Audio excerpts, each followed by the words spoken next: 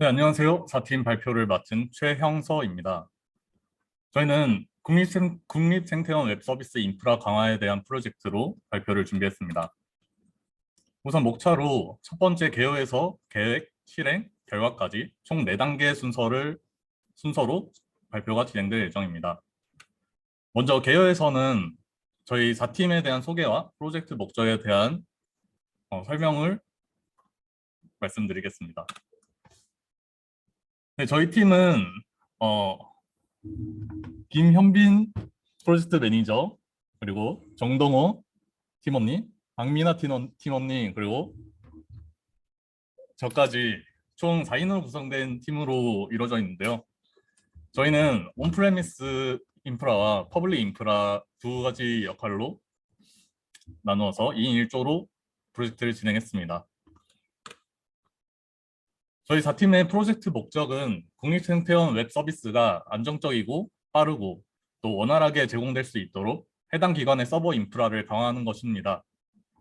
현재 국립생태원에서는 여러 체험 프로그램과 공모전을 새롭게 시작하면서 이용 고객이 증가하고 또 이에 따라 인터넷 예약 및 접수에 대한 웹 서비스 제공이 매우 불안정한 상태입니다.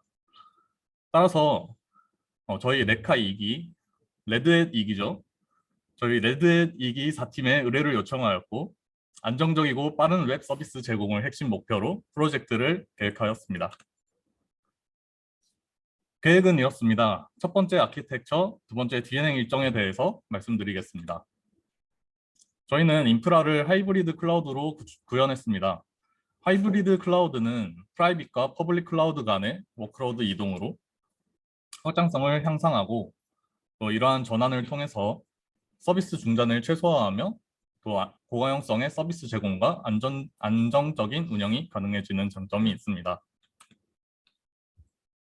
따라서 이번 프로젝트 핵심 목표에 가장 부합하는 인프라 형태는 하이브리드 클라우드라고 말씀드릴 수 있겠습니다. 본 장표는 저희가 구상한 하이브리드 클라우드 아키텍처인데요. 왼쪽은 온프레미스, 오른쪽은 아마존 웹 서비스를 이용한 퍼블릭 클라우드입니다. 온프레미스에서는 vSphere ESXi 서버에 vCenter 언탱글과 등 여러 가상 머신들을 구축하였고요. 또 컨테이너 오케스트레이션 플랫폼으로는 역시나 레드햇 오픈시프트를 사용하였습니다. 프로젝트 진행은 프라이빗 클라우드와 퍼블릭 클라우드로 역할을 분담하여서 각 인프라 구성에 필요한 여러 VM 머신들이나 리소스 자원들을 계획하고 또 이러한 인프라 환경에서 서비스가 정상적으로 배포되고 잘 작동하는지 테스트하는 과정을 거쳤습니다. 다음은 실행인데요. 앞서 말씀드렸던 하이브리드 클라우드의 세 가지 장점인 안정성, 가용성, 확장성, 그리고 또 장애 조치까지 프로젝트 목적의 핵심 요구 사항들을 어떤 방식으로 어떻게 인프라를 구축하였는지 말씀드리겠습니다. 첫 번째는 안정성입니다. 인프라스트럭처를 코드로 정의하고 관리하는 IAC를 통해 일관된 환경을 구축하고 또 안정적이고 효율적인 인프라 운영을 할 수 있도록 구현하였고요.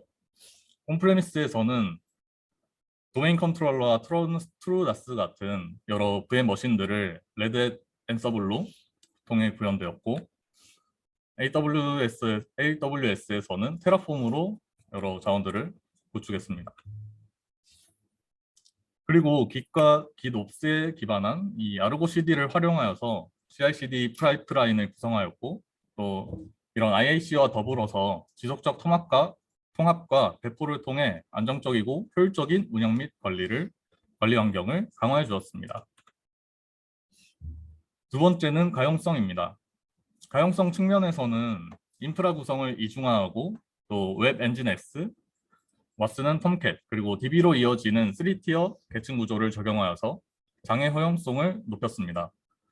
이렇게 분산된 환경에서는 로드 밸런서를 구성하여 한쪽 시스템이 중단되더라도 언제나 사용 가능한 환경이 유지되도록 했으며 또 추가적으로 클라우드 프론트 또는 와프 그리고 SCC를 이용하여서 좀 더 안정적이고 고가용적인 서비스 제공을 위해 취약점에 대한 웹 서비스의 취약점에 대한 보안을 설정하였습니다. 또 SCC에 대해서 간략하게 좀 더 설명을 드리자면 Security Context Constraint로 오픈시프트 클러스터 내에 파드나 컨테이너의 권한 설정을 통해서 보안 수준을 조절하는 기능을 하고 있습니다. 다음은 세션 클러스터링입니다. 저희는 앞서 와스 계층에서 미들웨어인 톰캣을 사용하였다고 말씀드렸는데요. 이때 이중화된 와스를 효과적으로 운영하기 위해서 엘라스틱 캐시의 레디스 클러스터를 클러스터 보드로 연동하여서 세션을 유지하고 또 캐싱을 통해 낮은 지연 속도로 서비스를 빠르게 제공할 수 있도록 했습니다. 보시는 화면은 단일 와스 구성에서 세션 클러스터링을 테스트했던 웹페이지 화면인데요. 보시면 리퀘스트 세션 아이디와 현재 세션 아이디가 동일한 것을 확인할 수 있고 또 밑에서 이 세션이 35번 동안 유지되었다는 것을 보여주고 있는 화면입니다. 다음으로는 실제로 다중화된 와스 서버에서 그 클러스터 보드 세션 클러스터링을 통해서 이 로그인 기능이 구현이 되고 있고 구현이 되는 것을 확인할 수 있습니다. 세 번째는 확장성입니다. 쿠버네티스 환경에서는 이런 늘어나는 워크로드를 잘 처리하기 위해서 HPA를 통해 파드의 개수를 확장하고 또 파드가 증가함에 따라 노드 또한 오토스케일링을 통해서 유동적인 확장이 이루어져야 합니다.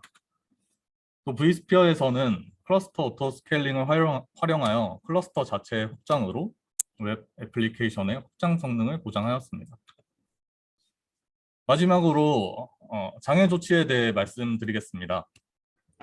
모니터링은 지금까지 소개해드린 안정성과 가용성, 확장성뿐만 아니라 이 모든 IT 인프라 요소를 관리함에 있어서 가장 중요한 부분인데요. 그렇기 때문에 저희는 여러 클라우드 환경과 애플리케이션 등 많은 리소스들을 하나로 통합된 모니터링이 가능한 와탭을 사용하였습니다. 와탭에서 오픈시프트 클러스터, EKS 클러스터 등을 모니터링하고 또 EKS 클러스터에서는 클라우드 워치와 SNS 같은 다양한 서비스를 통해서 모니터링을 더욱 강화해 주었습니다. 이렇게 인프라 자원들의 상태와 성능을 와탭을 통해서 확인을 할 수 있고 또 이런 자원의 사용량 같은 것들 또한 실시간으로 추적함으로써 저희 프로젝트의 요구사항들을 확실하게 관리할 수 있습니다. 또 앞서 말씀드렸던 클라우드 워치와 SNS 서비스를 연계하여서 이 특정 이벤트가 발생했을 때 메일이 전송되도록 구성했는데요. 보시는 화면에서는 하드의 CPU 사용량을 측정하여서 설정한 임계값을 넘어가게 되면 그 메일이 전송되도록 구성한 모습입니다. 이렇게 설정 임계값을 넘어가게 되면 그 이벤트에 대한 경고가 저희가 지정한 이메일로 받아보실 수 있습니다. 이렇게 즉각적인 조치를 통해서 효과적인 운영 및 관리를 할 수 있는 장점이 있습니다. 또 클라우드 워치와 SNS 등 또 SQS, 람다 여러 가지 서비스를 통해서 S3에 로그를 백업하는 시스템을 구축하였는데요. 아마존 이벤트 브릿지에서 크롬 기반으로 매일 00시에 SNS에 주제를 게시하게 됩니다. 그렇게 되면 구독자인 SQS로 메시지가 전달되고 람다 함수는 SQS에 도착한 메시지를 트리거로 S3로 하루치 클라우드 워치의 로그가 전송되는 방식입니다. 네, 드디어 마지막 순서로 결과에 대해서 말씀드릴 텐데요.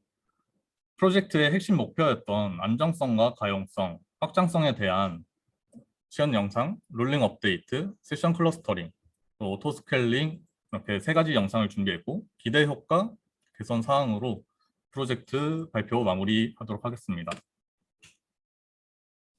현재 시연 영상의 롤링 업데이트 영상인데요. 지금 보시는 것처럼 기존의 웹페이지 화면은 동영상으로 구축되어 있는데 죄송합니다.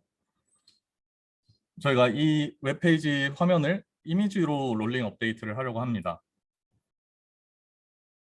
그래서 이 해당 이를 위해 톰캣의 야물 파일을 열어서 버전을 변환할 것인데요. 지금 이렇게 git 푸시로 메인 페이지에 푸시가 되고,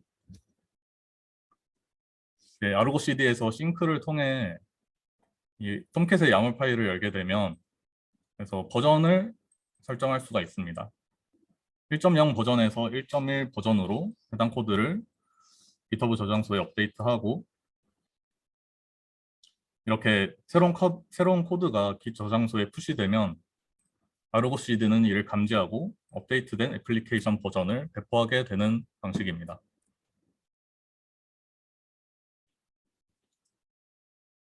이때 아르고 CD는 새로운 디플로이를 생성하여서 파드를 롤링 업데이트함으로써 이 서비스의 가용성을 유지하고 또 점진적으로 새 버전으로 전환하기 때문에 약간의 지연 시간은 있지만 잠시 기다리면 이렇게 이미지로 잘 업데이트된 것을 확인할 수 있습니다. 다음은 세션 클러스터링에 대한 시연 영상인데요.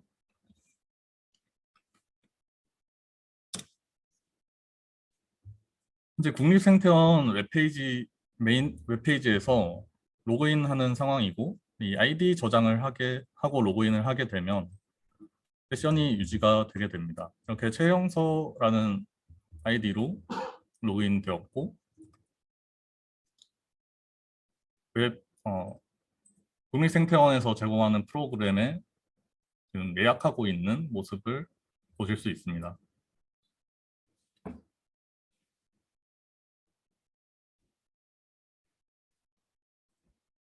이렇게 예약된 정보들이 데이터에 저장되는 것을 확인하실 수 있고요. 또 이 로그아웃을 했을 때 방금 저장했던 제 아이디가 세션 유지가 되어서 저장되는 것을 확인할 수 있습니다.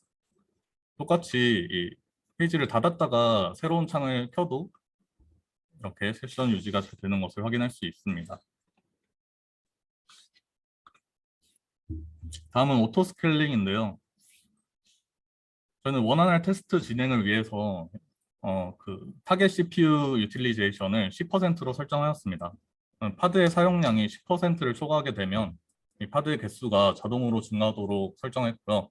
또 지금 제이미터를 통해서 사용자 2,000명이 50번의 접속을 시도하도록 설정하고 부하를 주었습니다. 이 시간이 지남에 따라서 이렇게 파드가 생성되는 것을 확인할 수 있고요. 또 저희가 설정한 값에 따라서 파드 개수가 최대 20개까지 증가하는 것을 보실 수 있습니다. 그리고 또 와탭을 통해서 그 파드의 CPU 사용량이 증가하는 것 또한 보실 수 있는데요. 이렇게 자원이 잘 모니터링 되고 있는 것을 확인할 수도 있습니다. 다음은 기대 효과인데요. 저희 프로젝트의 핵심 목표였던 4가지 안정성, 가용성, 확장성, 그리고 장애 조치를 기준으로 어떤 기대 효과가 있는지 설명드리겠습니다. 안정성에서는 저희가 IAC와 CI/CD를 통해서 기존의 수동 작업을 전부 자동화함으로써 업무에 소요되는 시간을 줄이고 또 그로 인한 업무 효율성 증가를 기대할 수 있습니다. 가용성에서는 강한 이중화 및 분산 구조를 구축함으로써 서비스의 지연 및 중단이 없는 고품질의 서비스 제공으로 또 서비스 이용 고객들의 높은 만족도를 확보할 수 있습니다. 확장성은 리소스의 사양을 늘리는 수직적 확장이 아닌 방금 시연 영상에서 보셨던 HPA 수평적 확장을 통해 리소스의 사양을 늘리는 것보다 더 비용적으로 절감할 수 있는 효과가 있습니다. 그리고 인프라의 모든 자원을 모니터링하고 또 SNS의 알람 기능으로 장애 발생 시에 신속하게 문제를 발견하고 또 해결할 수 있는 그런 장점이 있습니다. 마지막으로 개선 사항인데요. 계산사항 첫 번째는 저희 VPN을 통한 네트워크 연결로 이 온프레미스 환경과 퍼블릭 클라우드 환경 간의 데이터 통신을 확보하는 것입니다. 이를 통해서 데이터 싱크를 진행하면 각 인프라에서 데이터를 이중함으로써 또 일관된 데이터를 유지할 수 있고 또 데이터 마이그레이션을 통해서 안정적인 환경을 유지할 수도 있습니다. 두 번째는 백업에서는 S3에 로그를 백업한 것과 같이 AWS 백업 서비스나 이 오픈시프트의 OADP를 활용하여서 좀 더 다양한 백업 복구 전략을 구성함으로써 이 발생 가능한 모든 여러 시스템 장애에 대해 대비하는 것입니다. 네, 프로젝트 발표 끝이 났고요. 좀 더 궁금한 사항이 있으신 분들은 저희 이메일을 통해서 질문해 주시면 감사하겠습니다.